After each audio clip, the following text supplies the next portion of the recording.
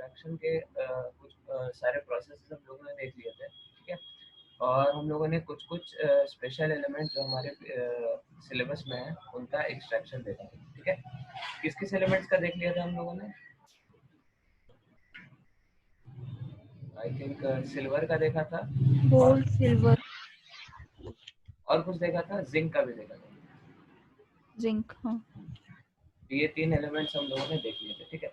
आज भी हम लोग इसी को कंटिन्यू करेंगे, कुछ जो दूसरे एलिमेंट्स हैं, दूसरे मेटल्स हैं, उनका एक्सट्रैक्शन देखेंगे और फिर इस चैप्टर को फिर कंक्लूड करेंगे, ठीक है। तो another element that is very much important for us, that is copper. Copper का एक्सट्रैक्शन कैसे?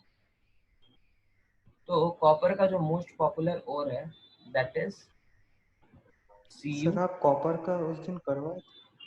नहीं, कॉपर का नहीं कराया था। नहीं मतलब वो जो इलेक्ट्रोलाइटिक प्रोसेस जो रिफाइनिंग का बोले थे। हाँ, वो रिफाइनिंग है। यहाँ पे हम लोग सारे एलिमेंट्स का एक एक स्टेप देख रहे हैं, ठीक है। अच्छा तो ये हमारा क्या होता है, CuFeS2 is your copper pyrite, और it is also called as chalcopyrite, chalcopyrite, ठीक है। तो यहाँ पे सारे एलिमेंट्स की ऑक्सीडेशन स्टेट क्या होती है, कोई बता सकता है? Cu का क्या होता है, F का क्या होता है, S का क्या होता है? गेस करो।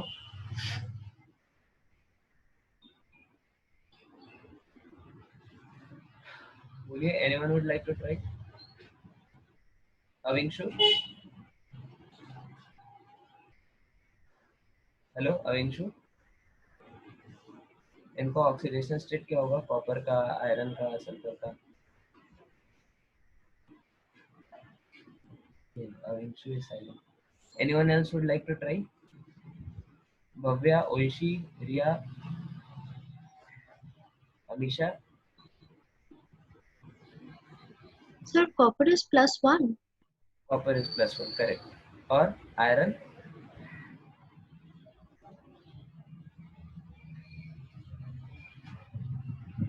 +2। आयरन इज इन +2, ठीक है। And sulphur?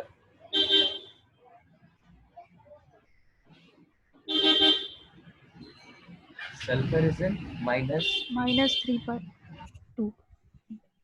so CuFeS2, it can actually be written as, this is the empirical formula actually, असल में इस और का formula होता है Cu2Fe2S4, ठीक है। and this is a mixture of Cu2S and Fe2S3, ठीक है। और ये जो Fe2S3 है वो देखने में आपको लग सकता है फेरिक सल्फाइड, जहाँ पे Fe क्या हो +3 और S क्या हो 2-, ठीक है। और इसको क्रॉस मल्टीप्लाई करके दिस इज फेरिक सल्फाइड ऐसा लग सकता है, बट दिस इज रॉन्ग, ठीक है। असल में ये क्या होता है, Fe2S3, it is a mixture of FeS and FeS2, ठीक है। दोनों जगह आयरन का ऑक्सीडेशन स्टेट क्या है, +2, यहाँ पे सल्फर का ऑक्सीडेशन स्टेट -2, यहाँ पे -1, ठीक है। यहाँ पे सल्फर -2, कॉपर +1, ठीक है। यहाँ पे गलती से कोई फेरिक सल्फाइड मत समझिएगा इसको, और इट लुक्स लाइक दिस, ठीक है। This is not ferric sulphide. So this is your chemical composition, और यहाँ पे it is something like peroxide bond, ठीक है। इस तरह ऑक्सीजन का पेरोक्साइड होता है O2 2-, तो सल्फर का भी इसी तरह कैटिनेशन होता है दूसरे सल्फर आइटम के साथ, और this exists in the form of H2 2- anion, ठीक है। So this is the chemical composition of your copper pyrite, ठीक है। ओके, फिर हम लोग इसका एक्सट्रैक्शन शुरू करते हैं। तो सबसे पहले तो हमारा स्टेप 0 होता था। स्टेप 0 क्या होता था, क्रशिंग। तो हमने इसको क्रश कर दिया, पाउडर के फॉर्म में बना दिया, ठीक है। Then is our step 1। Step 1 में हमने क्या किया, इसको कॉन्सेंट्रेशन किया, ठीक है। कॉन्सेंट्रेशन इसका कैसे होना चाहिए, तो सल्फाइड हो रहा है, सल्फाइड और इसका कॉन्सेंट्रेशन कैसे होता है, क्रॉस फ्लोटेशन से, ठीक है। कॉन्सेंट्रेशन हमने कर दिया इसका क्रॉस फ्लोटेशन मेथड से, ठीक है। फिर से हमने इसका क्या किया, हमारे पास अब कॉन्सेंट्रेटेड और आ गया। तो अगले स्टेप में हमने क्या शुरू करी, अब हमको क्या करना है, इसको इसके रिस्पेक्टिव ऑक्साइड पे रिड्यूस करना है, ठीक है। तो उसके लिए हम लोग क्या यूज करते थे, कैल्सिनेशन या फिर रोस्टिंग। तो अगेन ये सल्फाइड ओर है, तो सल्फाइड ओर के केस में हम लोग रोस्टिंग यूज करते हैं। Roasting means heating in presence of oxygen, ठीक है। वेरी इंटरेस्टिंग, यहाँ पे कुछ कुछ बहुत इंटरेस्टिंग रिएक्शंस होते हैं, आप लोग थोड़ा ध्यान से देखना है इस पोर्शन को स्पेशली।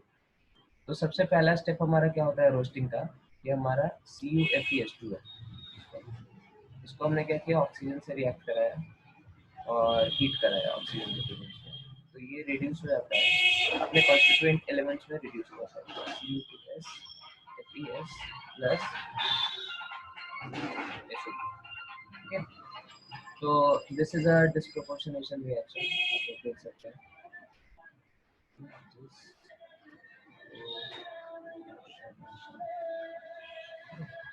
व्हाइट इज डिस्प्रोपोर्शनेशन, क्योंकि यहाँ पे क्या हो रहा है, सल्फर अपना -3/2 से -2 पे जा रहा है और +4 पे जा रहा है, ठीक है। तो ये रिड्यूस भी हो रहा है और क्या हो रहा है, ऑक्सीडाइज भी हो रहा है। बाकी किसी की ऑक्सीडेशन स्टेट चेंज नहीं कर रही है, सिर्फ सल्फर की चेंज कर रही है। हाँ, ऑक्सीजन की भी चेंज कर रही है, ऑक्सीजन का यहाँ पे 0 है और ऑक्सीजन का यहाँ पे क्या है, -2, तो ऑक्सीजन इज अंडरगोइंग रिडक्शन, ठीक है। तो this is a disproportionation redox reaction, ठीक है। देन नेक्स्ट स्टेप में क्या होता है, स्टेप 2। स्टेप 2 में 2 पार्ट्स होते हैं एक्चुअली, तो दोनों पार्ट्स ऐसे ऐसे हैं। सबसे पहले क्या होगा, हमारा जो Cu2S है, ठीक है, वो ऑक्सीजन से रिएक्ट करके क्या बना सकता है, Cu2O बना सकता है प्लस SO2 बना सकता है, ठीक है। दूसरा चीज हमारा क्या है, जो हमारा FeS है, ठीक है, वो ऑक्सीजन से रिएक्ट करके क्या बना सकता है, Fe2O बना सकता है और SO2 बना सकता है, ठीक है। तो यहाँ पे हम लोग क्या चाहते हैं, we want this reaction to be less and this reaction to be more, ठीक है। और असल में ऐसा होता ही है, सेकेंड रिएक्शन हैपेंस मोर, ठीक है। This reactions happen very less and this reaction happens more, ठीक है। व्हाई, बिकॉज आयरन की जो एफिनिटी होती है ऑक्सीजन के लिए, दैट इज ग्रेटर देन जो कॉपर की एफिनिटी होती है ऑक्सीजन के लिए, ठीक है। इसलिए आप देखिएगा आयरन के वेसल्स पे जंग बहुत जल्दी लग जाता है, ठीक है, लेकिन कॉपर के वेसल पे जनरली नहीं लगता ज़्यादा, क्योंकि उसकी एफिनिटी जो है उतनी नहीं होती जितनी आयरन की होती है, ठीक है। तो सेकेंड रिएक्शन हमारा बहुत ज़्यादा डोमिनेट होगा, फर्स्ट रिएक्शन थोड़ा सा सप्रेस होगा, ठीक है। तो यहाँ पे हम लोग पार्शियल सप्लाई ऑफ एयर करते हैं, ठीक है। Step 2 is your partial supply of air, ठीक है, ताकि आपका सारा का सारा FeS जो है वो FeO में कन्वर्ट हो जाए, ठीक है। फिर भी अगर कुछ FeS हमारा बचा है, ठीक है, तो उसके साथ क्या होता है, यहाँ पे रिएक्शन नंबर C, हम इधर लिख रहे हैं, चलो इधर लिख देते हैं, रिएक्शन नंबर C, ठीक है। C में क्या होता है, हमारा जो FeS है, इनफैक्ट FeS की इलेक्ट्रॉन आयरन की एफिनिटी फॉर ऑक्सीजन इतनी ज़्यादा होती है कि Cu2O अगर बन भी जाए तो उससे ये क्या करता है, उससे भी ऑक्सीजन छीन लेता है, ठीक है। FeO प्लस SO2, अगेन ये क्या करता है, सॉरी FeO क्या कर दिया, FeO प्लस SO2 नहीं, FeO plus Cu2, FeO plus Cu2S, ठीक है। तो अगेन आपका Cu2S आपको वापस मिल जाता है जो कि आपको चाहिए, ठीक है। आपको अगले स्टेप के लिए Cu2S चाहिए, Cu2O कम चाहिए, ठीक है। तो ये रिएक्शन कुछ कुछ इस तरह से होता है। ये तीनों पार्ट क्लियर हुआ सबको, क्या हो रहा है यहाँ पे, हाँ, किसी को इसमें कुछ डाउट है इस तीनों रिएक्शन में, हम फिर से एक्सप्लेन करते हैं एक बार, ओके, थोड़ा कॉम्प्लिकेटेड है। देखो, सबसे पहले Cu2S ऑक्सीजन से रिएक्ट करके Cu2O और SO2 बना सकता है, फिर FeS ऑक्सीजन से रिएक्ट करके FeO और SO2 बना सकता है, ठीक है। और अगर हम लिमिटेड सप्लाई ऑफ एयर कर रहे हैं तो पहले वो रिएक्ट करेगा जिसकी एफिनिटी ज़्यादा है ऑक्सीजन के लिए, तो वो FeS की है, ठीक है। तो FeS हमारा ऑक्सीजन से रिएक्ट करके FeO और SO2 बना दिया, विच इज रिएक्शन B, ठीक है। Reaction B is the most dominant in this reaction, ठीक है। फिर अगर बाई चांस थोड़ा बहुत A बनता भी है, Cu2S कुछ ऑक्सीजन से मिलकर Cu2O और SO2 बना देता है, फिर भी जो अनरिएक्टेड FeS है, जो हमारे इस पोर्शन में B में रिएक्ट नहीं करता है, वो Cu2O से भी क्या करते हैं, ऑक्सीजन एक्सट्रैक्ट करके Cu2S फिर वापस बना देते हैं, ठीक है। तो यहाँ पे आप फिर ये समझ सकते हैं कि फाइनली जो आपका रोस्टेड ओर होगा, ठीक है, फाइनली जो आपका रोस्टेड ओर होगा, ठीक है, उसकी कॉम्पोजिशन क्या होगी। रोस्टेड ओर में आपके पास क्या होगा, रोस्टेड ओर में आपके पास होगा Cu2S, ठीक है, क्योंकि यहाँ पे आपको क्या है, Cu2S मिल रहा है, ठीक है। और क्या मिलेगा आपको, आपको यहाँ पे FeO मिलेगा, ठीक है, क्योंकि यहाँ पे भी FeO है, यहाँ पे भी FeO है, ठीक है। और कुछ अमाउंट में आपको Fe2S मिलेगा in very small quantity, limited quantity. Unreacted आपके Fe2S होंगे वो आपको मिलेंगे, ठीक है। तो फाइनली आपके रोस्टेड ओर का ये क्या होगा, कॉम्पोजिशन होगा, ठीक है। तो इसको नोट कर लीजिए, फिर हम लोग आगे बढ़ते हैं।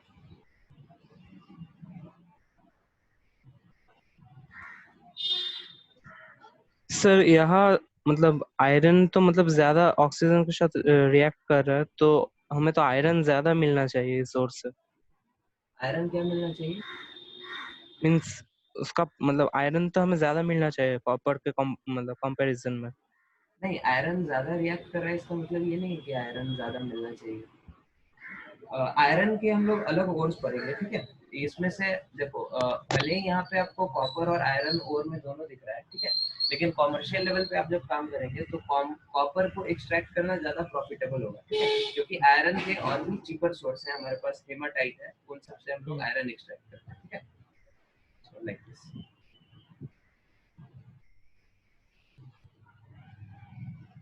इसको जल्दी से नोट कर लीजिए, फिर हम लोग आगे बढ़ते हैं। Sir, बोलिए। sir, in that step 2 in both the reactions, we are providing that partial supply of air. Partial supply होता है, यस। Okay, sir.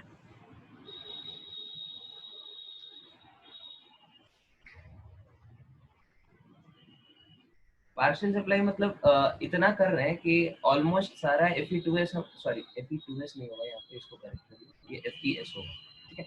ऑलमोस्ट सारा FeOS हमारा क्या हो, कन्वर्ट हो जाए FeO में, ठीक है। तो सफिशिएंटली हम लोग क्या कर रहे हैं, एयर प्रोवाइड कर रहे हैं, ठीक है। और FeS जो अनरिएक्टेड होगा that will be very very small in quantity, very small, value will be very small, ठीक है।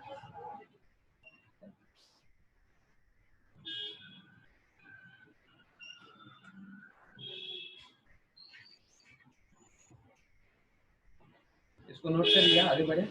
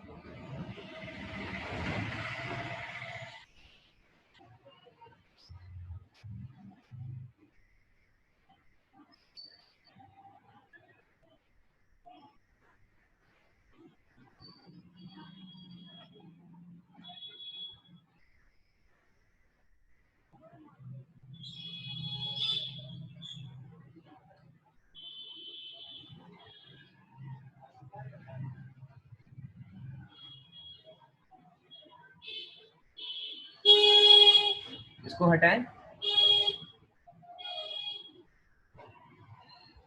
बोलो बोल तो। Yes, sir. तो अब हमारे पास हम लोग फिर स्टेप 3 का आई थिंक लेंगे। हाँ, स्टेप 3 का लेंगे, स्टेप 3। तो अब अपने पास क्या आ गया, रोस्टेड ओर आ गया। रोस्टेड ओर को हम लोग क्या करते हैं, SiO2 के साथ हॉट एयर पास करते हैं, और यहाँ पे कार्बन भी डालते हैं, ठीक है। हम लोग देखते हैं रोस्टेड ओर में हमारे पास क्या क्या होता है। रोस्टेड ओर में हमारे पास Cu2S हो जाएगा, ठीक है, हमारे पास FeO हो जाएगा और हमारे पास FeS हो जाएगा, ठीक है। और हॉट एयर का काम बेसिकली ये होता है, hot air it helps us in supplying oxygen. Oxygen हम लोग को हॉट एयर से मिलता है। SiO2 is just the flux जो हम लोग क्या कर रहे हैं, बाहर से ऐड कर रहे हैं ताकि स्लैग बन के आयरन हमारा बाहर निकल जाए। एंड कार्बन के बारे में यहाँ पे very important, carbon is not used here, not used as a reducing agent, but as fuel. Carbon को हम लोग यहाँ पे फ्यूल की तरह यूज करते हैं, ना कि रिड्यूसिंग एजेंट। तो फिर हमारे साथ क्या क्या हो जाता है, देखो सबसे पहले तो ये Cu2S, सॉरी ये जो हमारा FeS है, ठीक है, हमने क्या किया, लिमिटेड हमने हॉट एयर से पास किया, तो FeS हमारा जो है this will again combine with oxygen और ये क्या बन जाएगा, FeO प्लस SO2, ठीक है। और फिर ये FeO जो है हमारा, ये रिएक्ट करेगा हमारे फ्लक्स से SiO2 से, ठीक है, और ये FeSiO3 बना के निकल लेगा, ठीक है। उसके बाद क्या है हमारे पास, फिर ये, ठीक है, हम लोग इसको बारी बारी से देखते हैं। तो यहाँ पे हुआ ये कि FeO हमारा SiO2 से रिएक्ट करके FeSiO3 बना लिया, which get passed on as slag। और फिर हमारे पास सॉल्यूशन में बचा क्या, सॉल्यूशन में हमारे पास बचा FeS प्लस Cu2S, ठीक है। तो इस मिक्सचर को हम लोग बोलते हैं, इस पर्टिकुलर मिक्सचर, इस compound is known as copper matte, MATT, copper matte, ठीक है।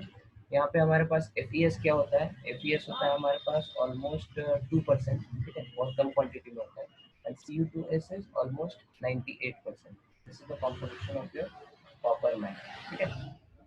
फिर हमने इसको डाला बेसमर कन्वर्टर में, दिस इज योर बेसमर कन्वर्टर, ठीक है। तो बेसमर कन्वर्टर के अंदर हमारे ये सब रिएक्शंस होते हैं। जो FeS हमारे यहाँ पे बना है वो ऑक्सीजन से रिएक्ट करके FeO बनाएगा और FeO फिर SiO2 से रिएक्ट करके FeSiO3 बनेगा, ठीक है। तो यहाँ पे हमने रिएक्शन में ऊपर लिख दिया है कि सब एक साथ डाल रहे हैं, लेकिन असल में एक साथ नहीं डालते, बारी बारी से डालते हैं, ठीक है। सबसे पहले स्लैग डालते हैं, SiO2 डालते हैं जिससे हमारा FeSiO3 अलग हो जाए। तो अब हमारे पास सॉल्यूशन में क्या बचा, Fe2S और Cu2S बचा, ठीक है।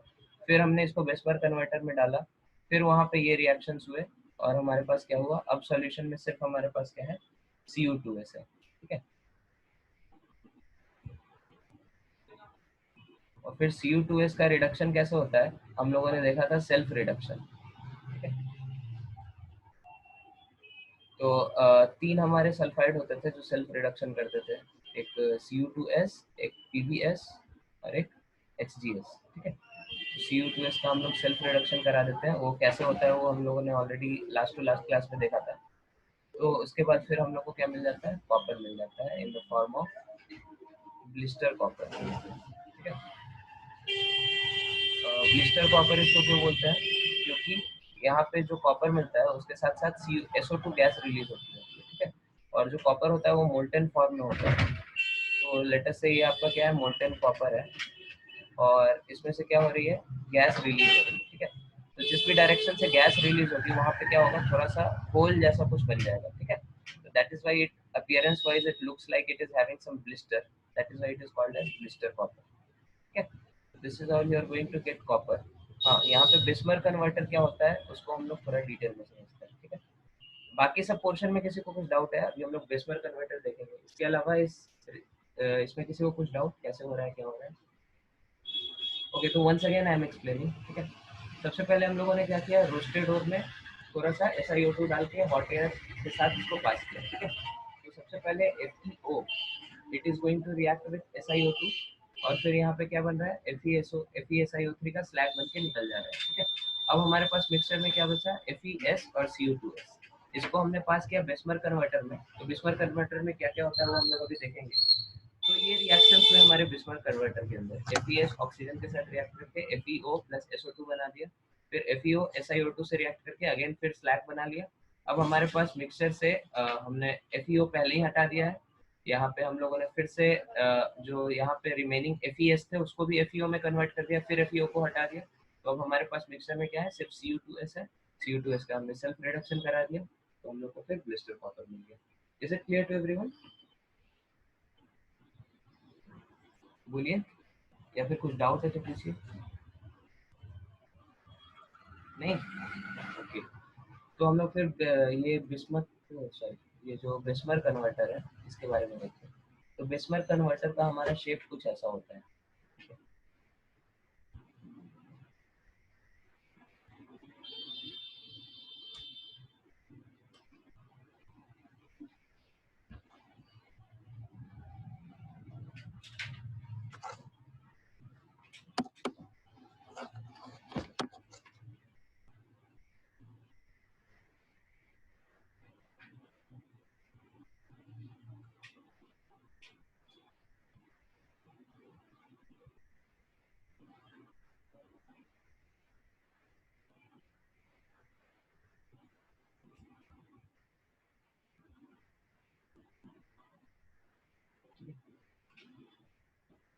तो यहाँ से हम लोग क्या करते हैं, हॉट एयर पास करते हैं,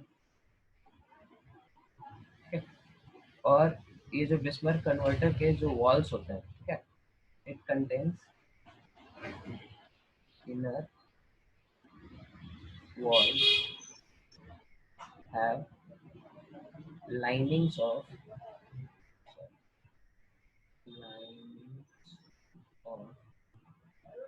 sorry, ठीक है? तो लाइक दिस ये सारे के सारे रिएक्शंस आपके जो होते हैं ये सब बिस्मर कन्वर्टर के अंदर होते हैं, ठीक है? यहाँ से हम लोग ये जो ओर है हमारा वो डालते हैं, और यहाँ पे नीचे आपको जो मिल जाता है दैट इज मोल्टन मेटल।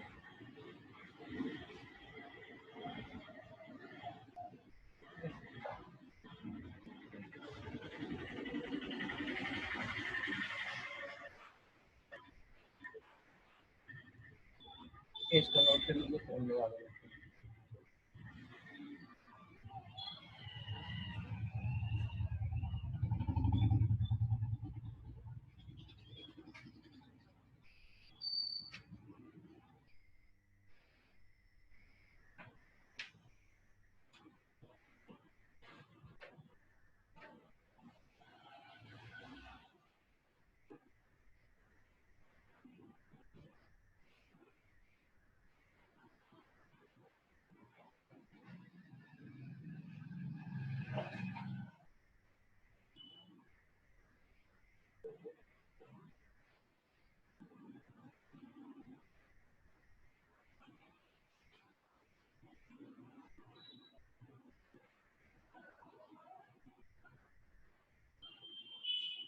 इसको नोट कर लिया, हटाएं।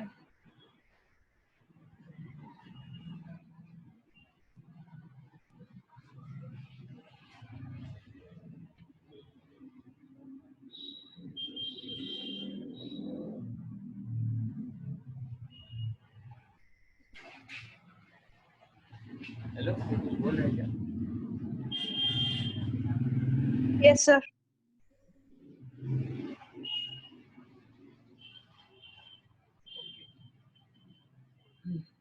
सर वो जो आउटलेट है उससे क्या निकल रहा है, मतलब? Hot air. अच्छा।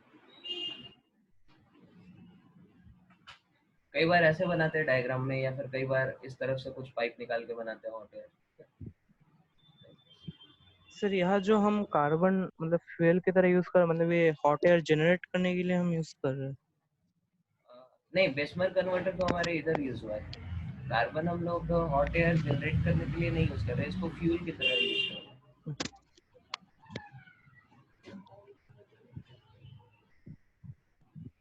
इसको क्लियर करें?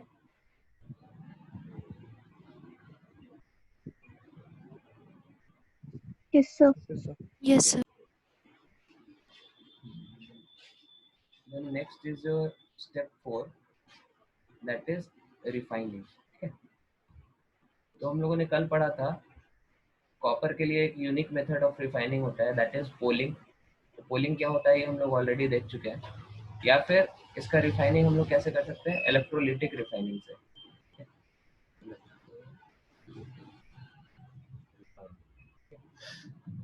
तो वहाँ पे हम लोग को जो एनोड वर्ड मिलेगा उसके अंदर भी हम लोग को बहुत वैल्यूएबल मेटल्स मिल जाते हैं। ठीक है, gold, silver, platinum.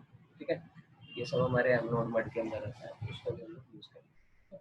So this was your extraction of copper. ठीक है, नेक्स्ट मेटल जिसका हम लोग देखेंगे extraction, that is iron.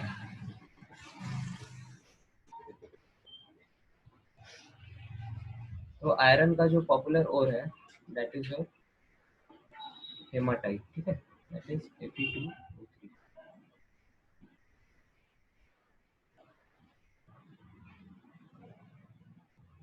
Okay, तो यहाँ पे भी हम लोग सारे स्टेप्स लेते हैं। सबसे पहले स्टेप 0 होगा, दैट इज क्रशिंग। ठीक है, फिर step 1 that is concentration. Concentration इसका हम लोग कैसे करा सकते हैं, इसका या तो हम लोग ग्रेविटी सेपरेशन करा सकते हैं। ठीक है, ग्रेविटी सेपरेशन या लेविगेशन हम लोग देख चुके हैं। ठीक है, या फिर यहाँ पे हम लोग क्या करा सकते हैं, मैग्नेटिक सेपरेशन करा सकते हैं। ठीक है, मैग्नेटिक सेपरेशन। तो उससे हम लोग को फिर कॉन्सेंट्रेटेड ओर मिल गया। फिर कॉन्सेंट्रेटेड ओर का हम लोग क्या करते हैं, उसका रोस्टिंग कराते हैं।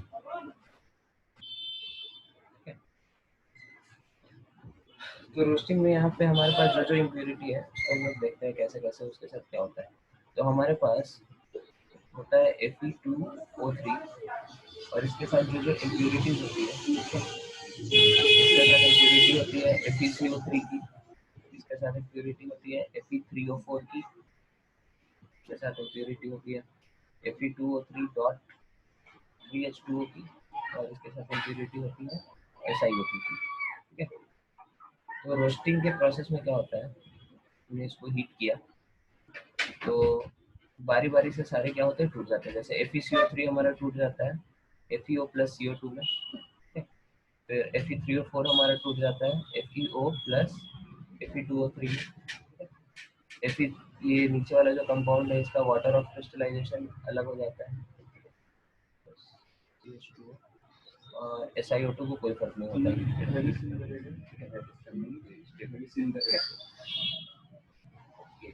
अब हम लोग को इसमें क्या करना है, हम लोग को इसमें से FeO को हटाना है। ठीक है,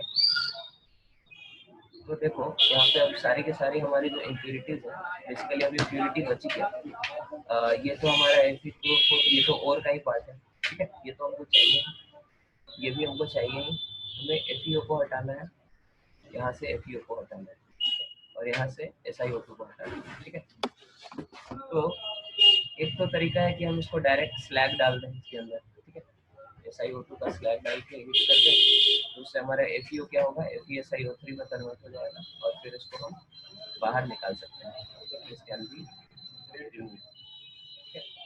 लेकिन यहाँ पे एक प्रॉब्लम है कि बहुत लार्ज क्वांटिटी में आपका आयरन का अमाउंट क्या हो गया, स्लैग के रूप में रिमूव हो गया। ठीक है, तो this is not very desirable. लोग इसको इस तरह से हटाना नहीं चाहते क्योंकि आयरन इज गेटिंग लॉस्ट। ठीक है, तो this is not done because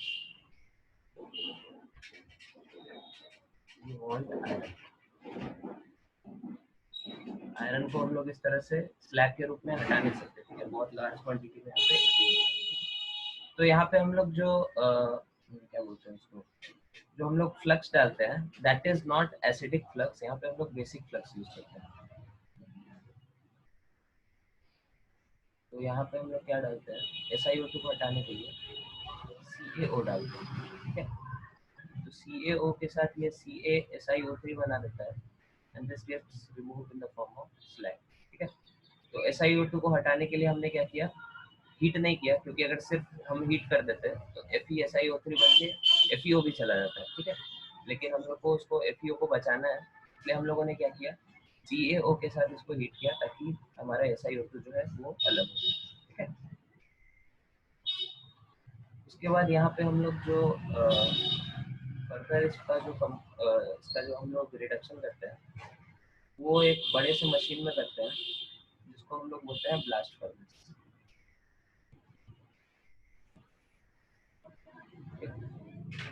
तो ब्लास्ट फर्नेस का डायग्राम कुछ ऐसे होता है, ड्रॉ करना है।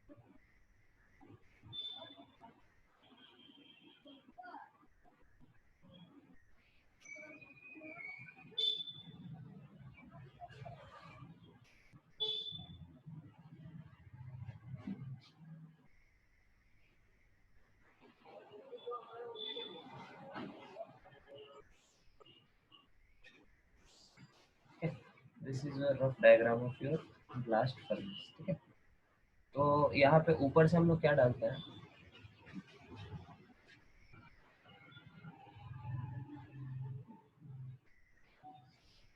यहाँ पे हम लोग डालते हैं ओर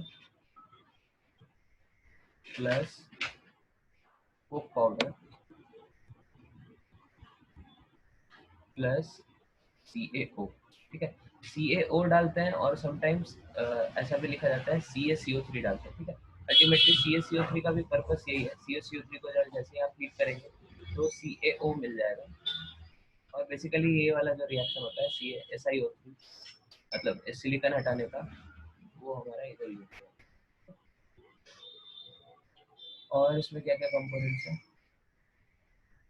फिर ये वाला जो हमारा, तो ये इसके अलग अलग जोन होते हैं। ठीक है, नीचे वाला जो होता है इसको हम लोग बोलते हैं कंबशन जोन। कंबशन जोन यहीं पे मोस्ट ऑफ द हीटिंग हमारा होता है और यहाँ पे सबसे हाई टेम्परेचर होता है इन सब में। ठीक है, अराउंड 2170 केल्विन। यहाँ जो इनलेट है इससे हम लोग क्या करते हैं, हॉट एयर अंदर डालते हैं। ठीक है, इसके ऊपर का जो लेयर होता है दैट इज फ्यूजन जोन। ठीक है, इसकी टेम्परेचर ऑलमोस्ट 1570 केल्विन होती है।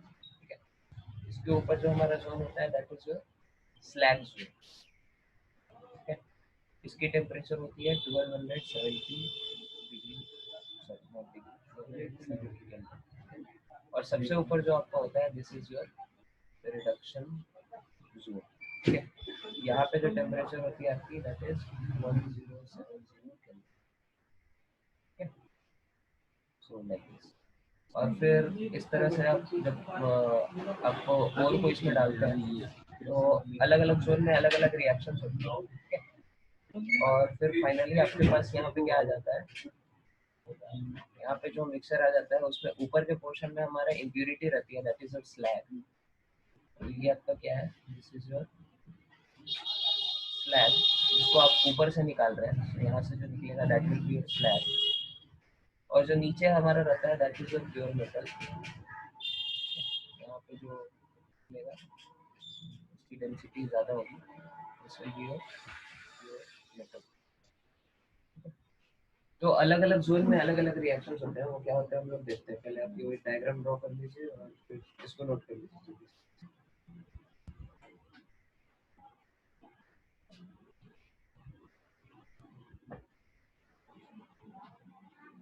सर यहाँ हेमाटाइट के साथ क्या वो मतलब मिक्सचर फॉर्म में रहता है, मतलब FeCO3 Fe3O4, क्या मतलब वो जो FeCO3 Fe3O4। वो इम्प्योरिटी है, वो छोटे अमाउंट में। ठीक है, और सर ये जो ब्लास्ट मतलब हमें इतना सारा टेम्परेचर में इसको हीट करने की जरूरत है? अलग अलग जोन में, क्योंकि अलग अलग रिएक्शन होता है, वो हम अगले स्टेप में देखेंगे। ठीक है, कंबशन जोन में क्या होता है, फ्यूजन जोन में क्या होता है।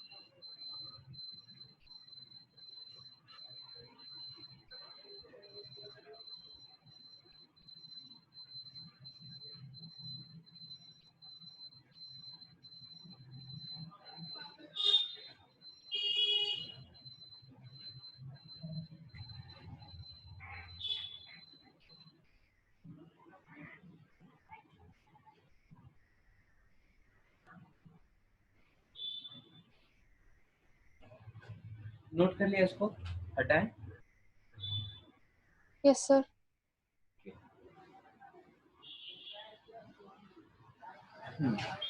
फिर सबसे पहले तो ये आप लोग को याद कैसे रखना है, कंबशन जोन, फ्यूजन जोन, उसके ऊपर होता है स्लैग जोन, फिर होता है सबसे ऊपर रिडक्शन जोन। ठीक है, तो इसके लिए एक ट्रिक है, चलो पूर्ति से करें। ठीक है, चलो फुर्ती से। तो नीचे क्या होगा, सबसे वो नीचे हमारा कंबशन जोन, उसके ऊपर फ्यूजन जोन, उसके ऊपर स्लैग फॉर्मेशन जोन, उसके ऊपर रिडक्शन जोन। ठीक है, तो इस तरह से आप लोग उसको क्या कर सकते हैं, याद रख सकते हैं। ठीक है, अब अलग अलग रिएक्शन हम लोग देखते हैं जो कि अलग अलग जोन में होते हैं। ठीक है, तो कंबशन जोन,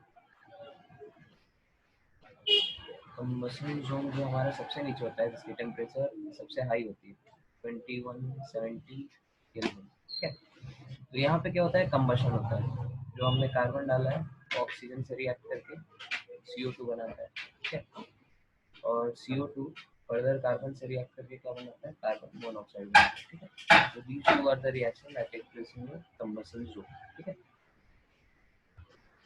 इसके ऊपर कौन है, हमारा फ्यूजन जोन। तो फ्यूजन जोन में क्या होता है, कुछ कुछ हमारे जो इम्प्यूरिटीज हैं, ठीक है, जैसे MnO2 है, ठीक है, या फिर आपका SiO2 है कुछ मिनिमल अमाउंट में। ठीक है, या फिर P2O5 है, these four are prominent impurities, या फिर SO2 है। ठीक है, तो कार्बन उससे रिएक्ट करके क्या बनाता है, इसको रिड्यूस कर देता है, ठीक है, इसको सिलिकॉन पे रिड्यूस कर देगा, इसको फास्फोरस पे रिड्यूस कर देगा, P4, इसको सल्फर पे रिड्यूस कर देगा। This these are the reactions of the fusion zone, ठीक है। उसके ऊपर आता है आपका स्लैग फॉर्मेशन जोन, ठीक है। स्लैग फॉर्मेशन जोन में यही होता है CO प्लस SiO2 CaSiO2, और लास्ट में सबसे ऊपर होता है हमारा रिडक्शन जोन। रिडक्शन जोन में क्या होता है, हमारा Fe2O3 जो है वो कार्बन मोनोऑक्साइड से रिएक्ट करता है और CO2 बनाता है। और ये जो रिडक्शन है, this happens in many steps, step wise होता है। सबसे पहले आपका Fe2O3 जो है वो CO से रिएक्ट करके Fe3O4 में कन्वर्ट होता है, ठीक है। फिर वो फर्दर CO से रिएक्ट करके FeO में कन्वर्ट होता है, फिर वो फर्दर CO से रिएक्ट करके FeO में कन्वर्ट होता है, ठीक है। तो आप देख सकते हो ऑक्सीडेशन स्टेट यहाँ पे आयरन का क्या है +3, यहाँ पे +8/3, ठीक है, यहाँ पे +2, तो यहाँ पे 0, ठीक है। तो स्टेप वाइज यहाँ पे क्या हो रहा है, रिडक्शन हो रहा है, ठीक है। So these are the reaction that happens in your blast furnace, ठीक है।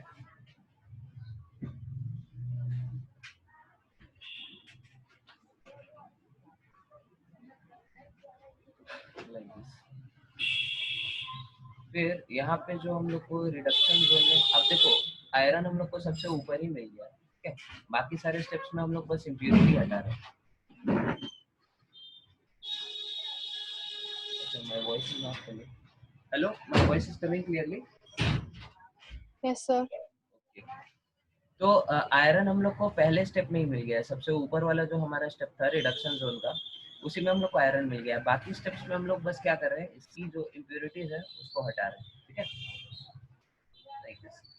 और यहाँ पे जो लेकिन सर ये जो मैंगनीज, सिलिकॉन, फास्फोरस और सल्फर जो मिल रहा है, ये मतलब कमर्शियल क्वांटिटी में मिल रहा है ये नहीं, इन लोगों कमर्शियल को क्वांटिटी मिलेगा? में नहीं, कमर्शियल क्वांटिटी में नहीं मिलेगा। इसकी जो इम्प्योरिटीज होंगी, इम्प्योरिटीज का भी इसमें हम लोग यूज कर लेते हैं, ठीक है। जैसे CaSiO3 जो है आपका, वो I think that is used in your cement industry, तो कमर्शियल लेवल पे नहीं मिलेगा, ये इम्प्योरिटी है, we just wanted to remove.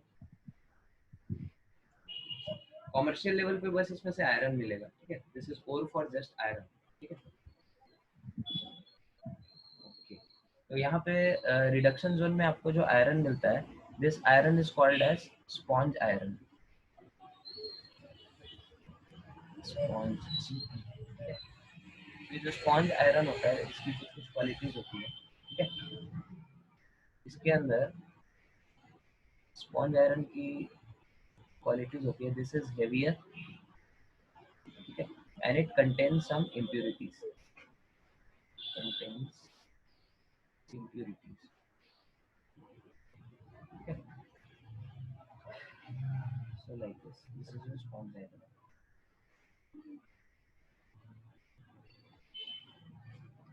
Iron को अगर आप रिडक्शन जोन से ही अगर निकाल लेते हैं, ठीक है, तो जो आयरन मिलता है that is your sponge iron. और अगर आयरन को आपने नीचे से निकाला है, वो जो नीचे हमारा मोल्टन फॉर्म था, जैसे ब्लास्ट फर्नेस हमने बनाया था ना पीछे पेज में, this was your blast furnace, और यहाँ पे जो आपका कंटेनर था, इसमें से जो आयरन निकाल रहे हैं, ठीक है, ये वाला जो आयरन है, यहाँ से जब आप आयरन निकालेंगे तो जो आयरन मिलेगा that iron is your pig iron, दोनों में डिफरेंस होता है। अगर आप सीधे ऊपर से रिडक्शन जोन से ही यहाँ पाइप निकाल के अगर जो आयरन आप निकालेंगे तो उसके अंदर बहुत सारी इम्प्यूरिटीज होगी कि नीचे, क्योंकि नीचे वाले जोन में वो आयरन गया नहीं है, कंबशन, फ्यूजन और स्लैग फॉर्मेशन जोन से वो गुजरा नहीं है, तो उसके अंदर क्या होगी, स्पॉन्ज आयरन के अंदर बहुत सारी इम्प्यूरिटीज होगी, ठीक है। लेकिन ये वाला जो आयरन है जो नीचे से आपने निकाला है, pig iron, this is relatively very much pure, ठीक है। तो दिस इज, तो आप यहाँ पे ये पॉइंट नोट भी कर सकते हैं, पता नहीं तो रिवीजन के टाइम में भी आप भूल जाए। तो sponge iron is obtain directly from obtained from reduction zone, ठीक है, रिडक्शन जोन से आपने डायरेक्टली इसको निकाला, ठीक है। और जो पिग आयरन है आपका, this is obtained from the bottom of blast furnace,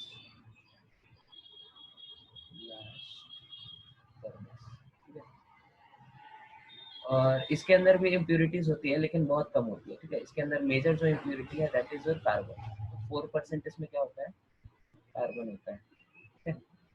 और इसके अलावा इसमें छोटी छोटी इम्प्योरिटीज और भी होती है, यहाँ पे जो मैंगनीज, सिलिकॉन, फास्फोरस, सल्फर, ये सब जो है, ये सब छोटी छोटी impurity, other impurities like manganese, silicon, sulphur and phosphorus, ठीक है। सो this is your pig iron. तो इसको नोट करिए, फिर हम लोग आगे बढ़ते हैं।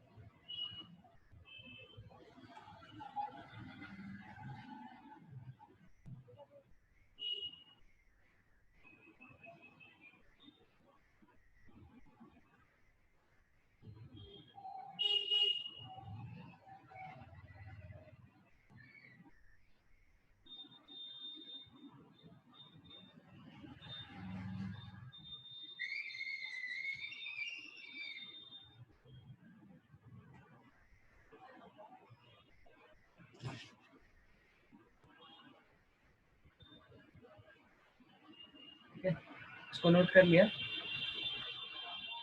सर रुक जाइए थोड़ा।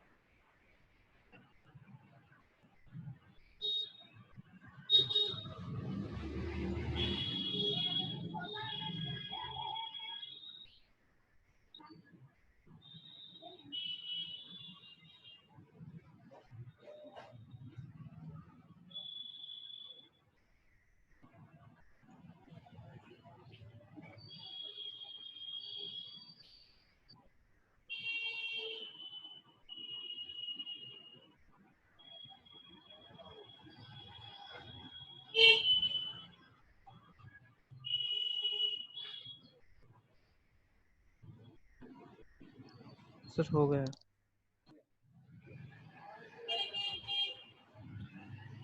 सबका हो गया, क्लियर करें इसको। Yes, sir. Yes, sir. तो फिर ये आपका जो यहाँ से आपने निकाला पिग आयरन, उसको फिर आप फर्दर प्यूरिफाई कर सकते हैं, ठीक है। तो उसको अगर आप हीट कर दें विथ स्क्रैप आयरन, और इसमें आप कुछ और कार्बन डालें और इसमें हॉट एयर पास करें, हॉट एयर का फिर से इसमें क्या करें, ब्लास्ट करें, तब जो आपको आयरन मिलता है that is cast iron. Cast iron की क्या क्या प्रॉपर्टीज होती है? Cast iron, it is lower in carbon content. Carbon content इसमें क्या होता है, कम होता है।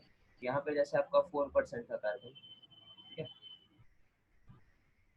यहाँ पे उससे क्या होता है, कम हो जाता है। अब आप बोलेंगे कि यहाँ पे हमने और कार्बन ऐड किया, फिर भी ये कार्बन कंटेंट इसका कम कैसे हो रहा है? कार्बन कंटेंट कम इसलिए हो रहा है क्योंकि यहाँ पे आपने हॉट ब्लास्ट एयर पास किया, ठीक है। तो जो कार्बन है उसके साथ एग्जिस्टिंग कार्बन है और बाद में जो आपने कार्बन डाला है एज अ फ्यूल, तो वो दोनों क्या हो जाते हैं, ऑक्सीजन से रिएक्ट करके CO2 बन के हो जाते हैं। This is the reason why this is lower in carbon content. And also one more property कि this is extremely brittle,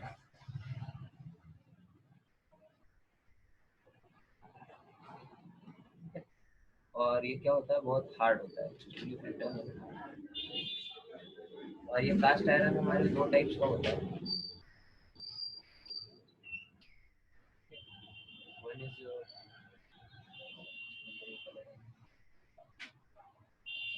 one is white cast iron तो जो व्हाइट कास्ट आयरन होता है that contains cementite as the main impurity, cementite as main impurity. Okay. And next is your grey cast iron. Grey cast iron क्या होता है? It contains graphite as the main impurity.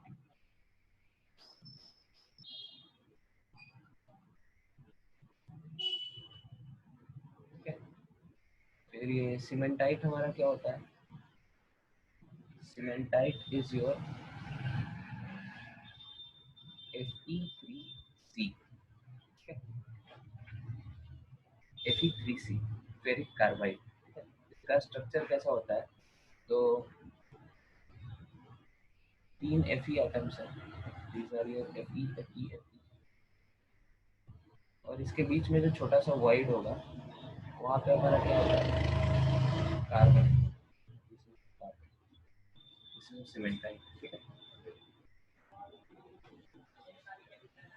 तो NCERT में कुछ और data है जो आप लोग को याद रखना है. ठीक है. अलग अलग टाइप्स ऑफ आयरन और उसकी जो परसेंटेज इम्प्योरिटी है. Types of iron and percentage impurity. सबसे पहला है आपका कास्ट आयरन. इसके अंदर जो इम्प्योरिटी होती है दैट इज 2 to 5%. उसके बाद आता है आपका स्टील आयरन. इसके अंदर इम्प्योरिटी होती है 0.5 to 2%. ठीक है. उसके बाद आता है आपका राउट आयरन. इसके अंदर आपकी इम्प्योरिटी होती है less than 0.5%. And this route iron is the purest form of iron.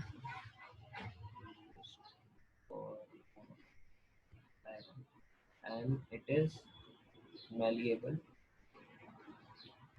and it is also known as soft iron. Okay. तो ये सब डेटा आपको याद रखना है क्योंकि एनसीईआरटी में ये मेंशन है. Then next step, that is your step 4. Step 4 is your refining. Okay. तो रिफाइनिंग आप इसका कैसे करते हैं? इसके रिफाइनिंग को हम लोग बोलते हैं pudding process. Pudding process. Pudding process क्या होता है? Pudding process means it is done in a reverberatory furnace. Reverberatory furnace की वर्किंग हम अभी समझाते हैं. ठीक है. अभी सबसे पहले आप इसके रिएक्शंस देख लीजिए रिवर्बरेटरी फर्नेस में जो होता है. सबसे पहले इम्प्यूरिटीज अब आपके पास बची क्या होगी? जो मैंगनीज, सल्फर, कार्बन, फास्फोरस, ये सब. तो देखते हैं बारी बारी से सबको कैसे हटाते हैं. तो इसको आप हीट करते हैं Fe2O3. इसको हीट करते हैं तो ये रिड्यूस हो जाता है MnO प्लस Fe. फिर MnO को आप क्या करते हैं? SiO2 के स्लैग के साथ इसको बाहर निकाल देते हैं. MnSiO2. सिलिकॉन का क्या करते हैं? सिलिकॉन Fe2O3 के साथ हीट होकर क्या हो जाता है? SiO2 बन जाता है और फिर आपको आयरन वापस मिल जाता है. और फिर यही SiO2 आप क्या इधर ऊपर वाले रिएक्शन में यूज कर लेते हैं. ठीक है. कार्बन के साथ क्या होता है? Carbon plus Fe2O3 it is going to give you Fe plus carbon monoxide. Sorry carbon monoxide. P4 plus Fe2O3. यहाँ पे हीट करने पे क्या होता है? P2O5 बन जाता है which is your acidic flux. और ये फर्दर आके Fe2O3 से रिएक्ट करा के ये स्लैग बना लेता है FePO4. या फिर आप यहाँ पे क्या कर सकते हैं? लेकिन ऐसा आपको नहीं कराना चाहिए क्योंकि यहाँ पे आपका आयरन क्या हो रहा है? लॉस्ट हो रहा है. आपको हर केस में आप देखिए सारे ऊपर जितने भी रिएक्शंस हुए यहाँ पे आयरन आपको मिल रहा है वापस. ठीक है. लेकिन इस पर्टिकुलर केस में क्या हो रहा है? आयरन आपका स्लैग के साथ चला जा रहा है. ठीक है. We don't want this to happen. तो इसीलिए इस स्टेप में आप क्या करते हैं? कैल्शियम ऑक्साइड को यूज कर लेते हैं. ठीक है. कैल्शियम ऑक्साइड के साथ ये स्लैग बना लेता है दैट इज योर Ca3. इधर मत करो, यहाँ पे CaO के साथ ये जो स्लैग बनाएगा दैट इज Ca3PO4 ठीक है, ये आपका हो गया स्लैग, और इस स्लैग को हम लोग बोलते हैं थॉमस स्लैग, ठीक है, थॉमस स्लैग, ठीक है। और ये क्वेश्चन IIT जेईई में पूछा हुआ है, which of the following is the formula of Thomas slag? तो कैल्शियम फॉस्फेट, ठीक है।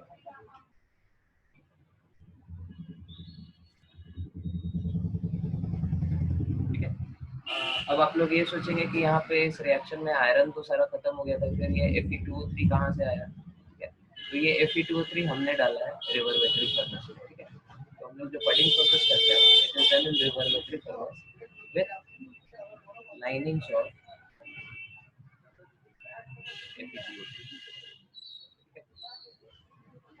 तो इसको रखते हैं हम लोग ये रिवर्मेट्री फर्नेस देखते हैं।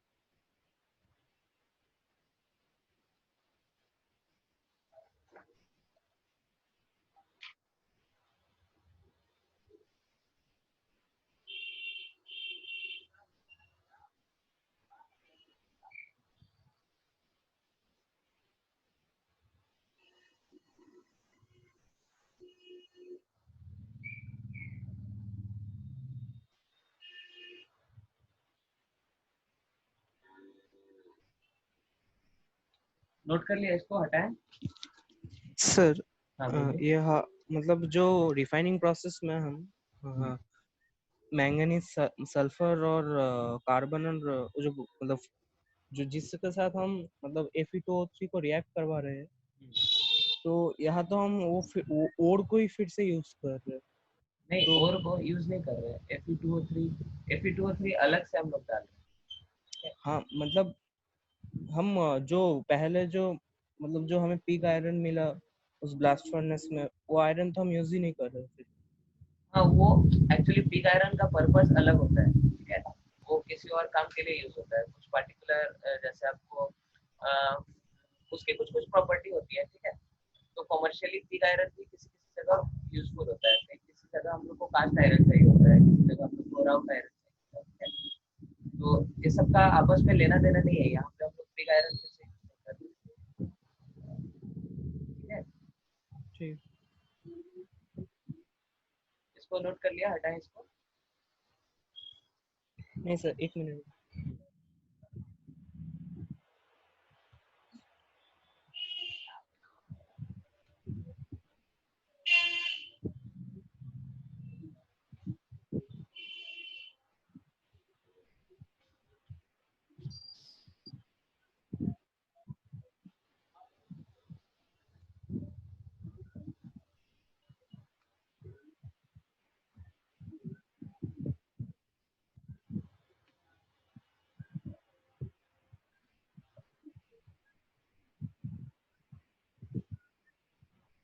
ठीक है सर, बस। फिर हम लोग देखते हैं ये रिवर्बरेटरी फर्नेस क्या होता है।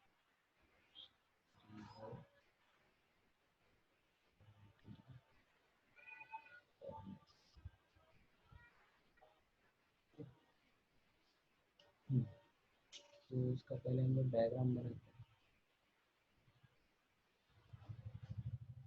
फिर रुको एक मिनट, हम डायग्राम मेरे पास है, तो स्क्रीन पर डालते हैं।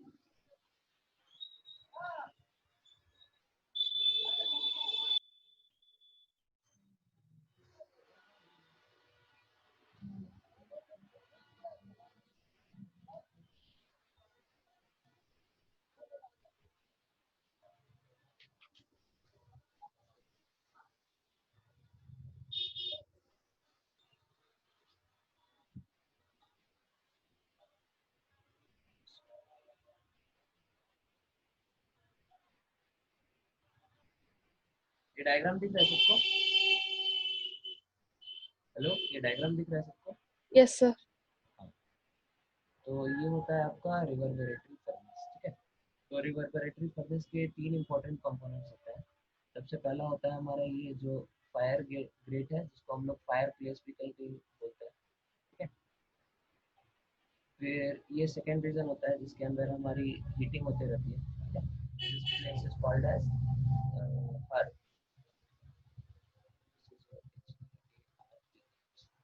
This is second place. And third part ये जो आपका ये होता है, this is called as chimney, ठीक है। तो रिवर्बरेटरी फर्नेस हम लोग इस केस में जिस केस हम लोग तब यूज करते हैं जब हम लोग नहीं चाहते हैं कि जो हमारा फ्यूल जिधर बर्न हो रहा है, ठीक है, this is the place where fuel is getting burn, ठीक है। हम नहीं चाहते कि फ्यूल जो बर्न हो रहा है वो हमारे चार्ज के कांटेक्ट में आए। चार्ज क्या है हमारा? So this is your molten ore, ठीक है। हम लोग मोल्टेन ओर के साथ फ्यूल का डायरेक्ट कांटेक्ट नहीं चाहते, तो उस केस में हम लोग रिवर्बरेटरी फर्नेस यूज करते हैं, ठीक है। तो यहाँ पे एक चीज इंपॉर्टेंट है। सबसे पहले यहाँ पे होता क्या है कि यहाँ पे ये फ्यूल इस तरफ से बर्न हो रहा है, ठीक है। और इधर से जो हॉट एयर पास होता है वो यहाँ से वॉल से टकरा के वापस हमारे हीथ पे आता है, ठीक है। और that is how your ore is getting melted, ठीक है। और फिर यहाँ से जो हॉट एयर है वो इस चिमनी के थ्रू बाहर चला जाता है, ठीक है। और यहाँ पे ये चीज, ये जो हमारा इंक्लाइन है, दिस इज, इसको हम लोग थोड़ा टेढ़ा रखते हैं, ठीक है, ताकि ये जो हमारा हॉट एयर इधर से आ रहा है वो इधर से बाउंस करके वापस इस तरफ आए हमारे हर्ब के थ्रू। तो this is your reverberatory furnace.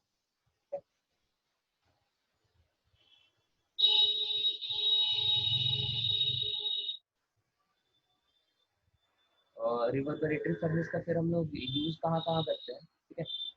तो यूजेस, एक हम लोग इसको यूज करते हैं टिन के एक्सट्रैक्शन, ठीक है। तो SnO2 को जब हम लोग को कन्वर्ट करना होता है टिन में, ठीक है, तो उसमें हम लोग रिवर्बरेटरी फर्नेस का यूज करते हैं। यहाँ पे हम लोग कोक का यूज करते हैं। फिर हम लोग रिवर्बरेटरी फर्नेस का यूज करते हैं जब हम लोग को PBS को कन्वर्ट करना होता है PBO। सर आपका साउंड ठीक से आ नहीं रहा।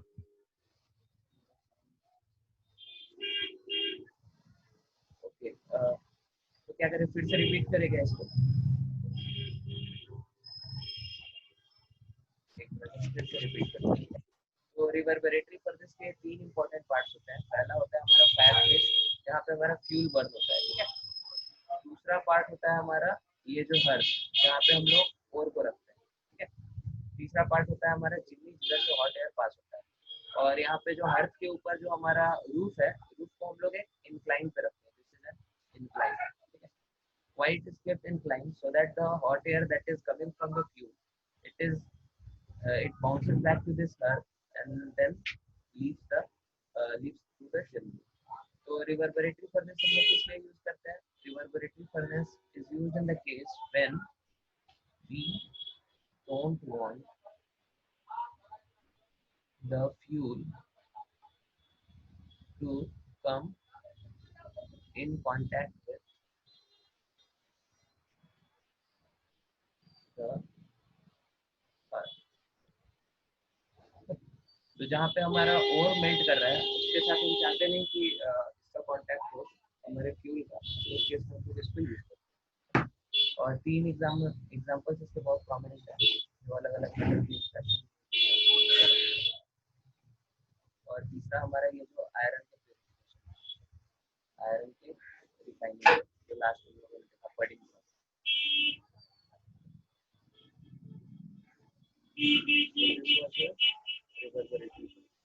Is it clear to everyone? Sir वो जो रूफ मतलब इंक्लाइन क्यों बनाया जाता है? मतलब वो तो स्ट्रेट भी बनाया जा सकता है, फिर भी तो वो मतलब हीट आपका नीचे आएगा। नहीं, अगर कनकेव हो तो ज्यादा आएगा ना, जैसे कनकेव मिरर आपका होता है, ठीक है। अच्छा, हाँ। हाँ, तो वो एक जगह फोकस कर हम्म,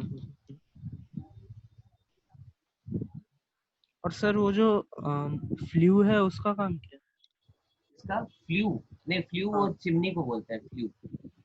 अच्छा, फ्लू एक मिनट, यहाँ पे एयर का सप्लाई को मेंटेन करता है, ठीक है। नीचे में जो ये फ्लू है ये यहाँ पे कॉन्स्टेंटली एयर के सप्लाई को मेंटेन करता है, ठीक है।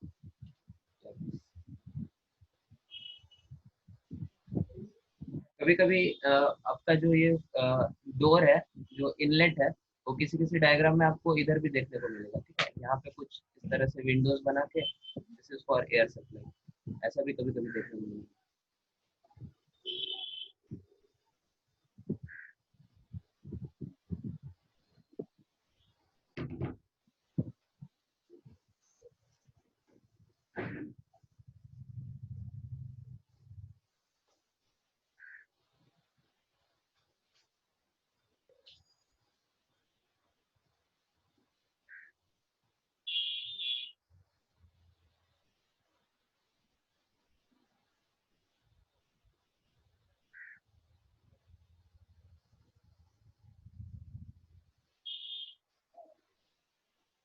ठीक है, इसको नोट कर लिया, आगे बढ़े।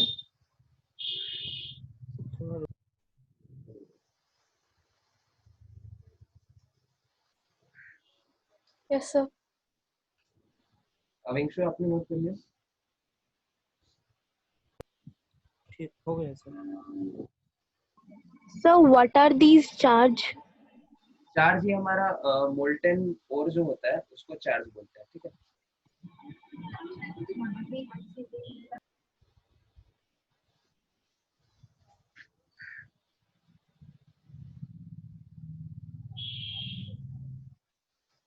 ठीक है, आगे बढ़ते हैं।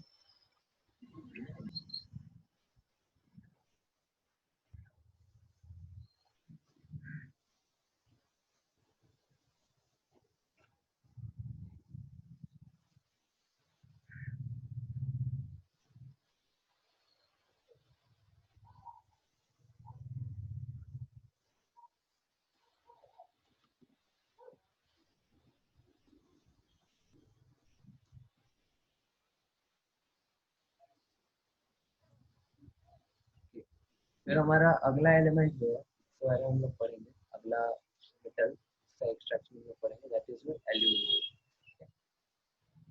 तो एल्युमिनियम का मोस्ट पॉपुलर और है हमारा बॉक्साइट,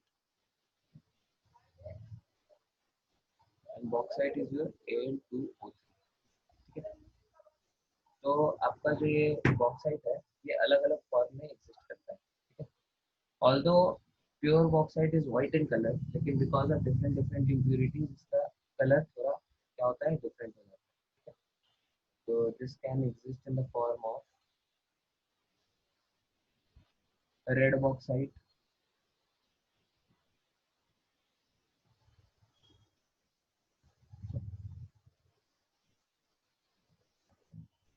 और it can exist in the form of white bauxite,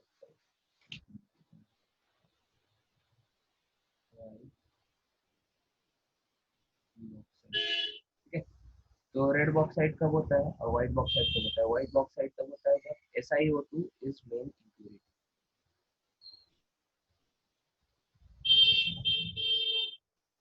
ठीक है। और रेड बॉक्साइट कब होता है? When Fe2O3 is main impurity.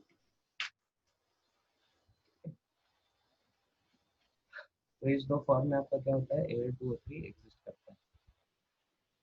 तो दोनों के लिए प्रोसेसेस भी हम लोग क्या अलग अलग यूज करते हैं, ठीक है।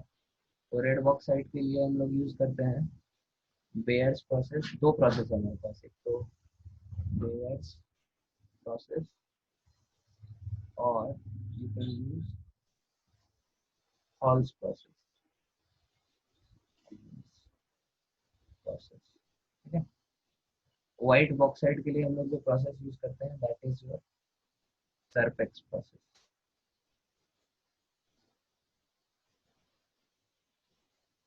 ठीक है। तो हम लोग बारी बारी से इन सबको देखते हैं।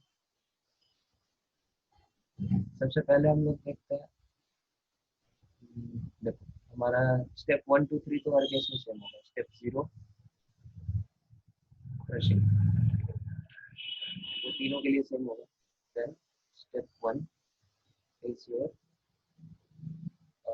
कॉन्सेंट्रेशन, ठीक है। तो एल्युमिनियम का कॉन्सेंट्रेशन कैसे करते हैं, किसी को याद है? Al2O3 का कॉन्सेंट्रेशन कैसे कर सकते हैं? हमने पढ़ा है वही चीज, रिकॉल करो पूरा।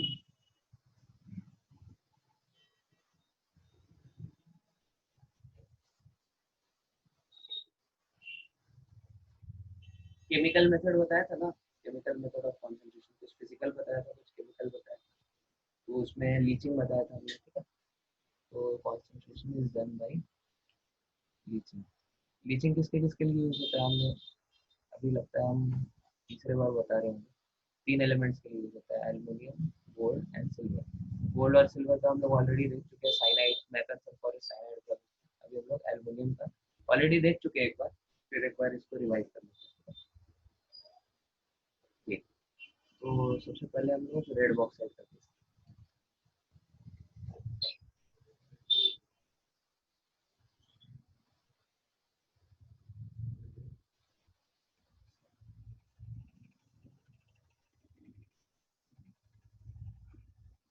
तो रेड बॉक्स साइड में हमारी इम्प्यूरिटी करते हैं।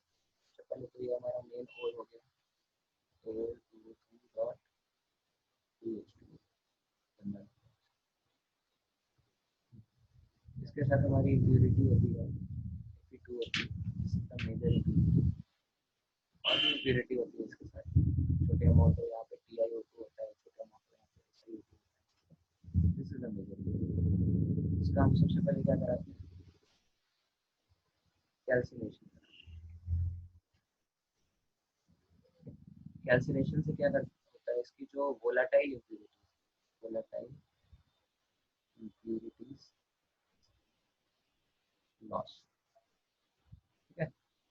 उसके बाद हम इसको क्या करते हैं, this is digested with, digested digested थोड़ा टफ वर्ड लगेगा, ठीक है, बस ऐसे, it is made to react with 40% NaOH। इन एग्जाम में वो कुछ कॉम्प्लिकेटेड वर्ड्स भी दे सकता है, इट इज डाइजेस्टेड विद 40%, ठीक है, तो ज़्यादा घबराने का नहीं। 40% NaOH के साथ क्या होगा, आपका एल्यूमिनियम जो है वो कॉम्प्लेक्स बनाने का, ठीक है, AlOH4। लोग ऑलरेडी ये देख चुके हैं, फिर से रिपीट कर रहे हैं। इस फॉर्म में क्या होगा, ये सॉल्यूशन बनाने का, ठीक है, और हमारा Na2SiO3 भी सॉल्यूशन बनाने का, सॉल्यूशन, और TiO2 और Fe2O3 जो है हमारा वो इधर रिएक्ट नहीं करेगा, तो TiO2 नीचे रह गया और हमारा Fe2O3 जो मेन इम्प्योरिटी था वो नीचे रह गया, ठीक है। फिर हम इसको क्या कर सकते हैं, फिल्टर कर सकते हैं। फिल्टर करने पे अब हमारे पास सॉल्यूशन में क्या बचा, AlOH4 माइनस सॉल्यूशन फॉर्म में, और Na2SiO3 ये भी सॉल्यूशन फॉर्म में, ठीक है।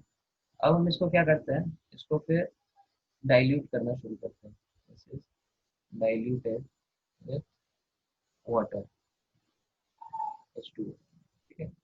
तो हमको AlOH3 का प्रेसिपिटेट फिर वापस से मिल जाता है, ठीक है, और Na2SiO3 अभी भी क्या रहता है, सॉल्यूशन में रहता है।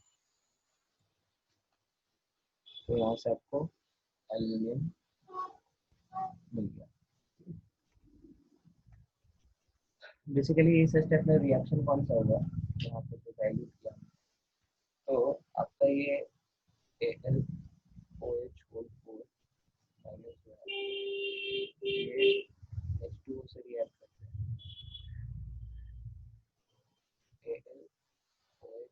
AlOH4 बनाए, जैसे यहाँ पे सोडियम होता है और यहाँ पे NaOH से क्या हुआ, NaOH इज रीगेन, और फिर AlOH4 जब मिल गया व्हाइट प्रेसिपिटेट, तो उससे आप क्या बनाते हैं, एल्यूमिनियम फिर अगले स्टेप में निकाल सकते हैं, ठीक है।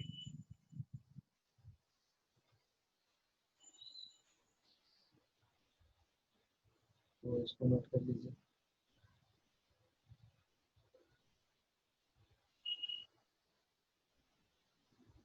इसमें यहाँ पे आप AlOH4 को एक्चुअली हीट करते हैं, तो आपको यहाँ पे क्या मिलता है,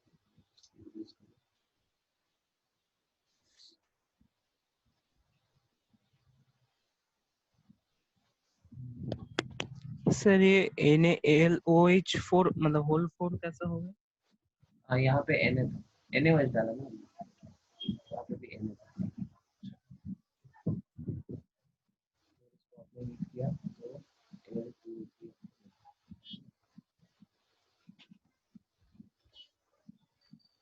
तो लीचिंग के प्रोसेस में क्या हुआ आपका, मतलब स्टेप 1 स्टेप 2 दोनों मिक्स हो गया।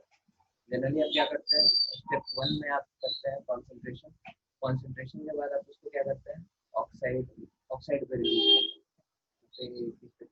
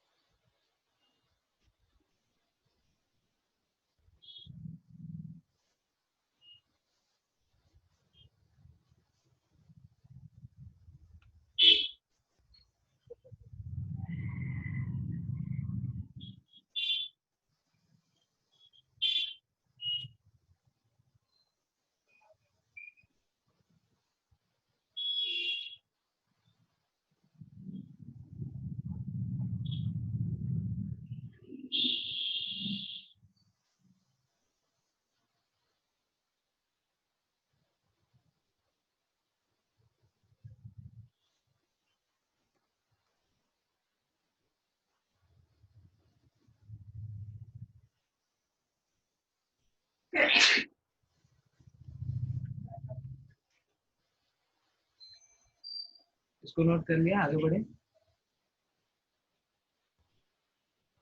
हाँ सर।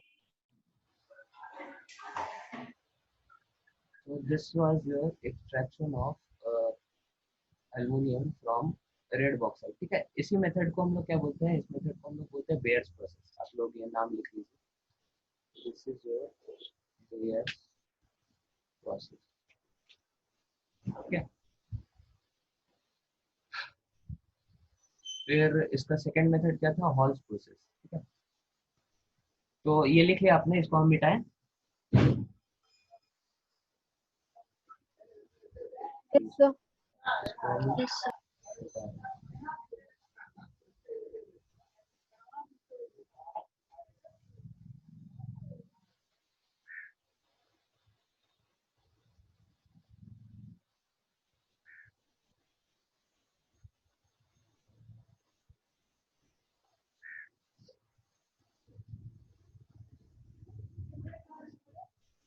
ठीक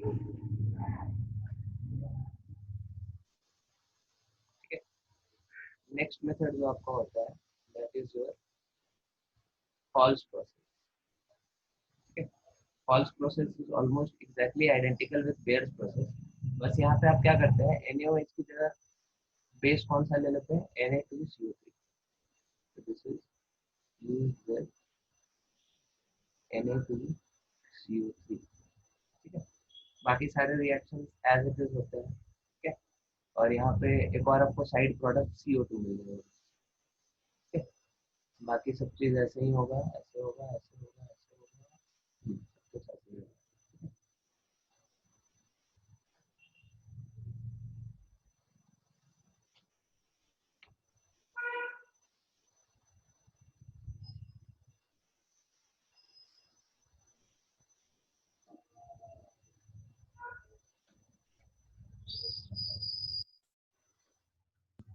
सर यह कौन सा प्रोसेस सबसे ज्यादा इकोनॉमिकल है? कौन सा प्रोसेस इकोनॉमिकल है, वो पता नहीं, हमने सर्च नहीं किया। दोनों प्रोसेस को कॉमर्शियली प्रॉफिटेबल माना जाता है, ज्यादा कौन है ये पता नहीं।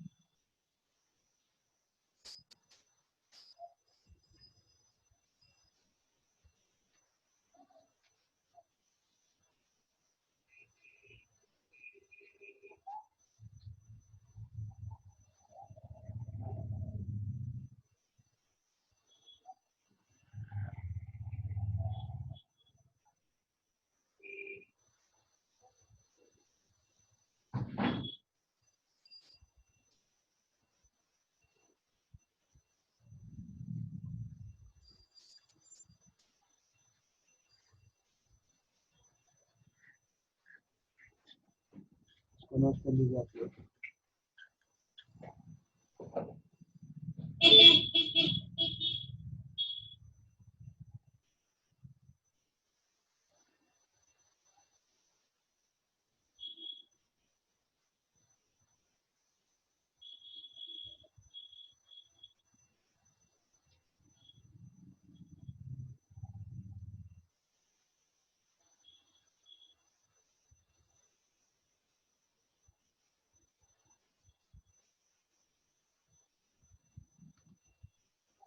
यहाँ पे आप लोग इसका फ्यूजन कैसे हो रहा है Na2CO3 का, वो आप रिएक्शन के थ्रू देख सकते हैं, ठीक है। यहाँ पे रिएक्शन में कर देते हैं।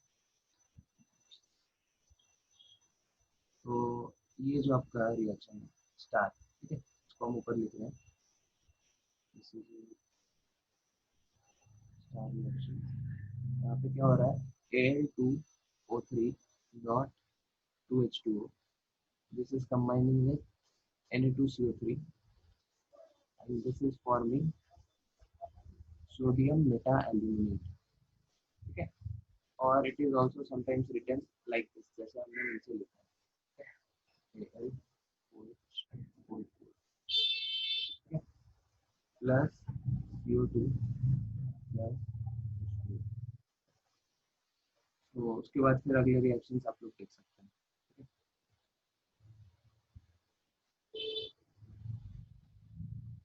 ये जो NaLO2 है, this will further react with CO2 and 2, and this is going to form OH, and water is in excess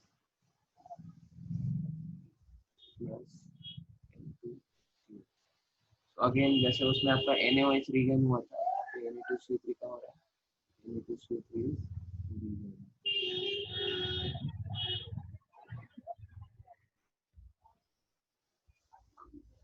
इसको नोट कर लीजिए, फिर हम लोग आगे बढ़ते हैं। नेक्स्ट इज सरफेक्स प्रोसेस, जो हम लोग वाइट बॉक्साइड के लिए यूज करते हैं, वो बहुत छोटा होता है।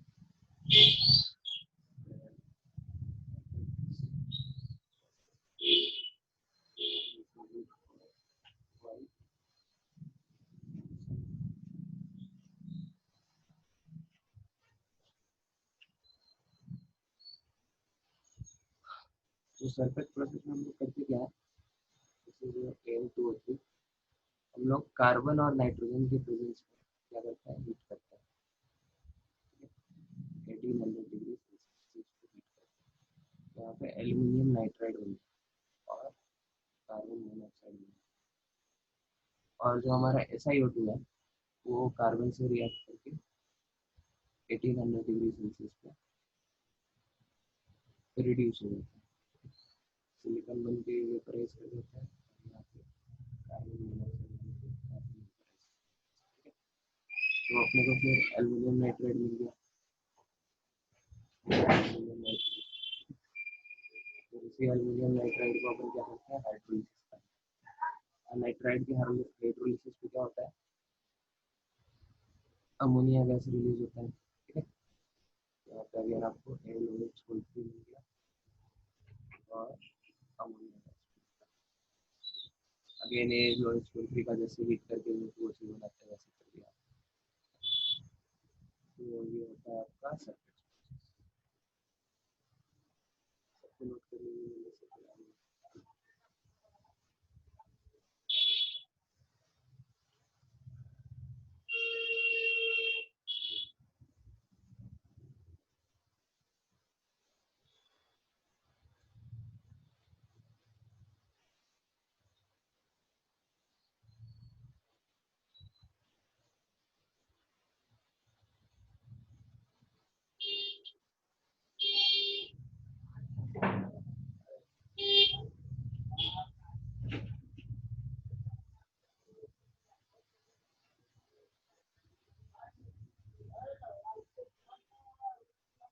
सबको नोट कर लिया, आगे बढ़े।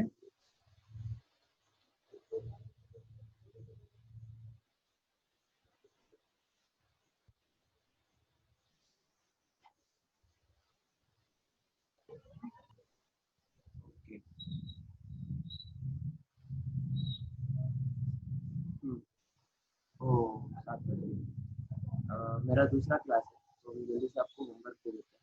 आई थिंक इसमें अभी हाफ एन आवर और 45 मिनट्स और लगेगा, एक दो और एलिमेंट्स बचे हैं और एलिगम डायग्राम में, that will cover up in the next class.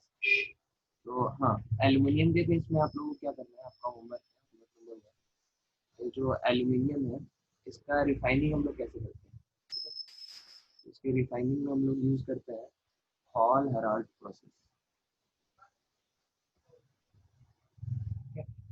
ये आपको एक बार पढ़ के आना है, ठीक है।